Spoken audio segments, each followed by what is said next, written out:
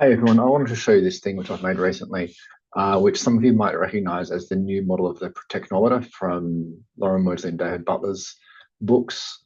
The first Protectometer was this one here, which came out a number of years ago, which uses a kind of thermometer-based analogy or visual for the level of protection required in a system. But then they updated it into this one here, the Resolve Back Pain booklet used for also handbook used for things. And you can see here the Protectometer here has been changed, this kind of like old-fashioned radio design. And then last year, some of you might know that they kind of commissioned me basically. I said I could make them this real model of it. So I made this real model of the Protectometer in 2024 for David and Lorimer, and it's got the sliders here which go up and down and these sensitivity knobs here, a couple of extra features from the original one here, because I wanted that to work for a real world thing for people to be able to put their hands on and play.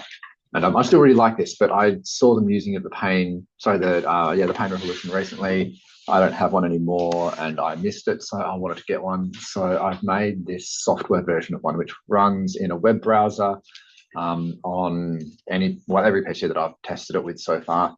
You can see it's pretty simple. Like graphically, it doesn't look as nice as the one that they've got here, but I was going for function over form here.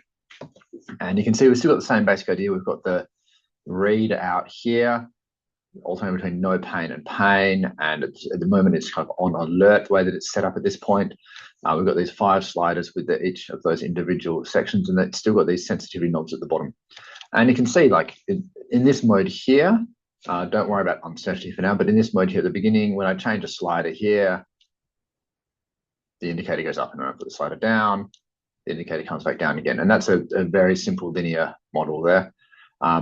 And you can play with all the different sliders, and they'll all add together to impact the specific level of protection required by the system.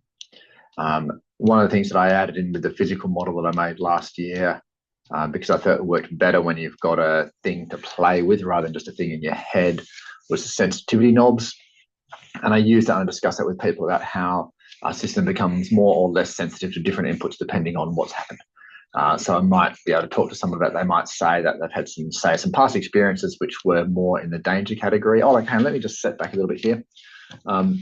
When I've been using this with people, I've changed the category names to on the fly with the people that I'm discussing it with. So all these things here are adjustable. Very few of the people who I see have actually got or read either of the Protectometer or the Resolve Back Pain booklet. So I would just click on that name, which I've programmed in, and I might make this one here is more danger.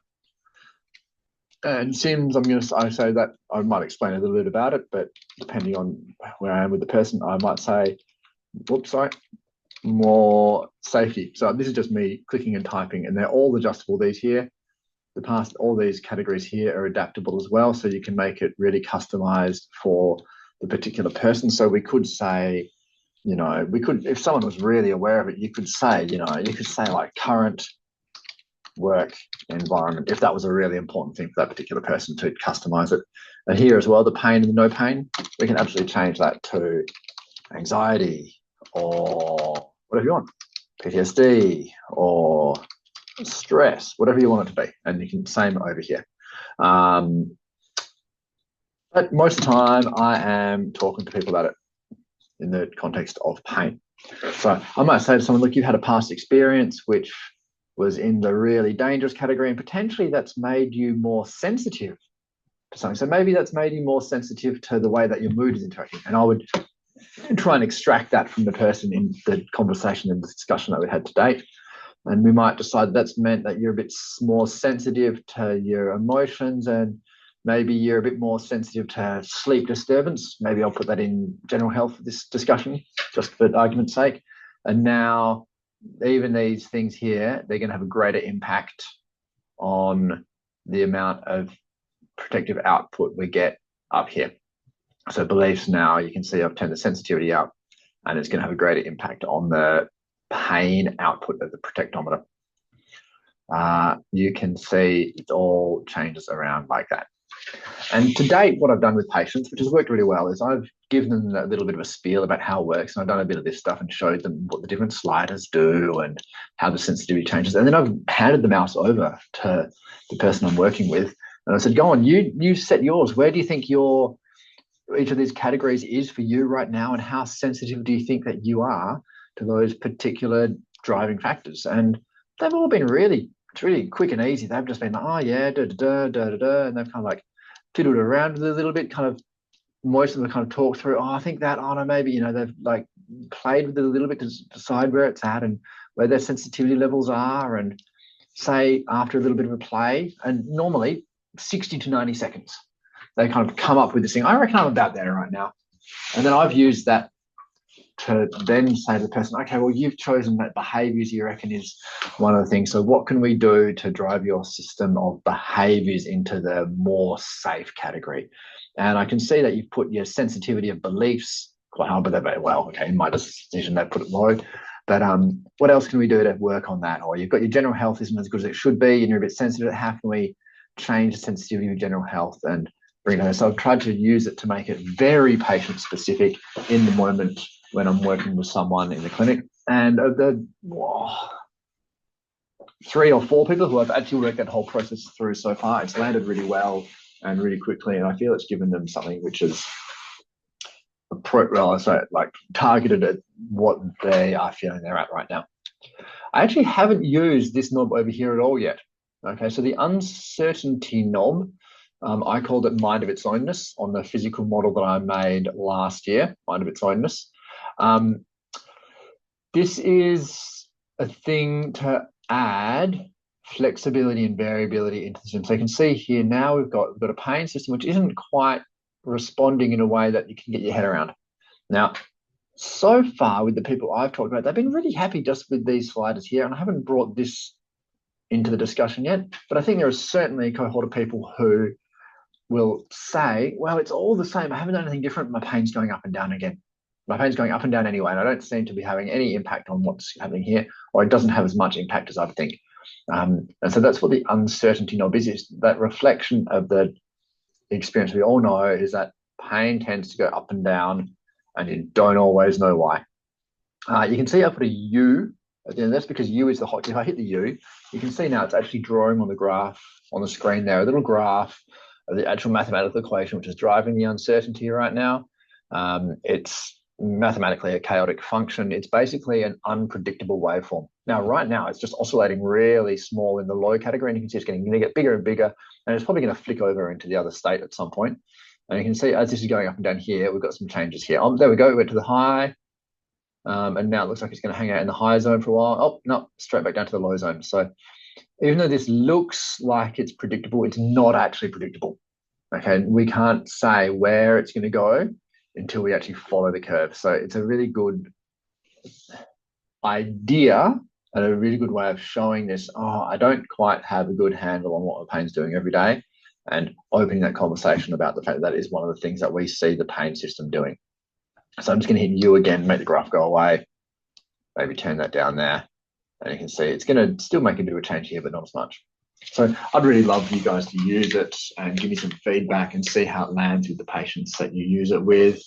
I've been talking to Lorimer and Brendan at NOIGroup, who publishes the books about it. They've got one as well, actually, on their website, which looks good. They've got a model here which looks like this. Well, it looks like the proper one in the book here, but it doesn't have all of these features in it. So we're still kind of in discussions with that, but I think we're at the point now where getting some clinician feedback on how it works would be really useful.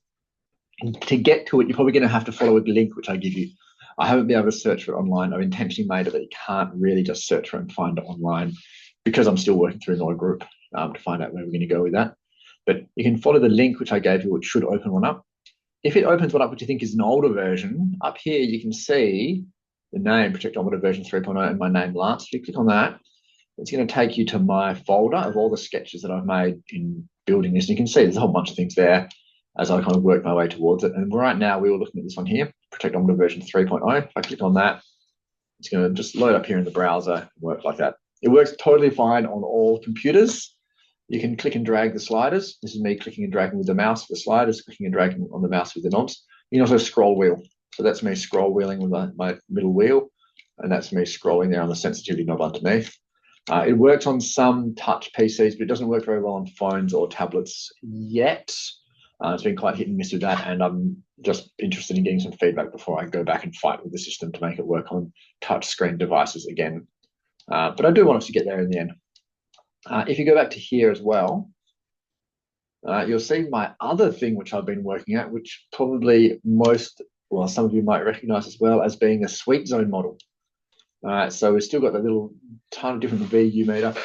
Like, I wanted to keep this one because I kind of see this one here is the what are you going to do about it model, and this one here is the how does your system generate pain or anxiety, stress, whatever it is. And so that's the bad one, and this is the good one. I think it's good that they look different so that people understand there's two different things that we're talking about here. There's this is what's happening in your body, and that's the protectometer is what's happening in your body, and the Sweet Zone gauge is what are you going to do to make some changes. And so I can move the needle like that, but that's not the real value of the one that I've programmed here. The value is that you can click and drag the Sweet Zone. So you can change that really nicely and really easily, and as well as using the mouse, which is what I'm doing right now. That's me clicking and dragging on those little handles there. You can use the cursor keys on the keyboard. So I can really easily talk to someone about how the fact that they're really unfit or they're really sensitive or something right now, their Sweet Zone is probably quite low in terms of overall function and quite skinny. But as they improve and rehabilitate, it can get back to normal. And this here right now, this is just me hitting the cursor keys. So I can play around with where the Sweet Zone is for particular people. And this is related quite well with people. Obviously here, I'm talking about the theory and I'm not having any inputs. I'm considering putting some knobs and sliders in to be able to say this thing here is affecting the needle and this thing here is affecting the zones. But I think it needs a bit more play before I decide how I'm going to actually do that as well. Because I don't want people to get confused between this one, which is the good half, the rehab, what are you going to do to make your system work better? And this one, which is what is it doing right now and how is the system working? I want people to have two quite separate models of that there. And so I don't want to have too much of this visual here being copied over straight into this one here. But both these, as you can see, really easy to find and really easy to click between. You just got to get to my page on OpenProcessing and you can select them. And there may well be some newer ones by the time you look at it. You might come along here by following the link to Protectometer 3.0 and find that there's a newer one up here at the top. And if you go down to the bottom, you can see all my old ones in there as well. At the moment, that's where I'm at. I'd really like some feedback. You can email me and I will possibly get back in touch with you and talk about what you want. All right, thanks a lot. Bye.